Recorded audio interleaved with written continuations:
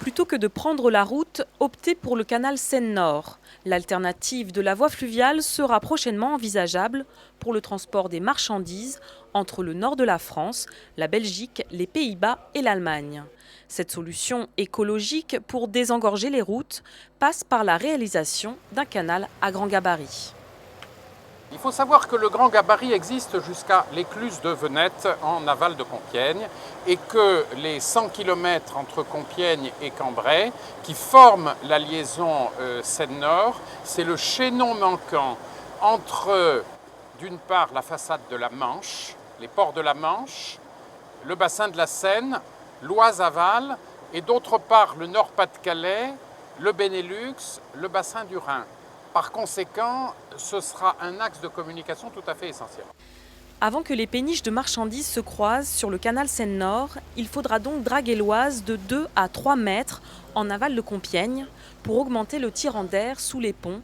Il faudra recalibrer le lit de l'Oise, mais aussi et surtout réaménager les berges, les rendre opérationnelles pour assurer la connexion entre les diverses voies de communication.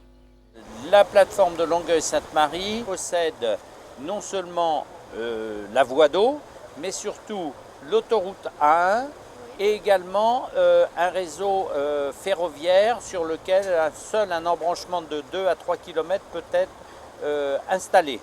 Donc c'est vraiment une plateforme trimodale, on va dire, puisqu'il y a les 3 moyens de concentration de transport.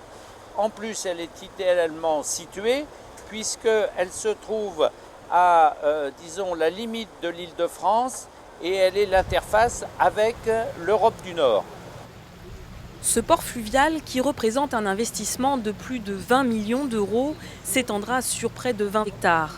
Il sera doté de nombreuses infrastructures pour répondre aux besoins des armateurs et des transporteurs.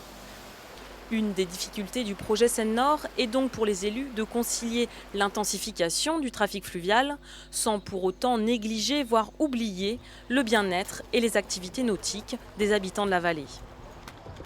Le sport nautique compiègnois est historiquement à Compiègne Courguines-Mer et cette cohabitation va être de plus en plus difficile. Donc il y aura une reconstruction d'installations sportives, probablement dans la vallée de l'Aisne, et ceci sera pris en compte par le projet Seine-Nord. C'est une des contraintes du projet, mais en même temps c'est un des avantages de ce grand projet que d'obliger à poser tous les problèmes et à les résoudre. Offrir un cadre de vie agréable, mais aussi et surtout offrir de nouvelles opportunités de développement aux entreprises de la vallée de l'Oise pour favoriser l'emploi, pour conserver, voire attirer de nouveaux habitants.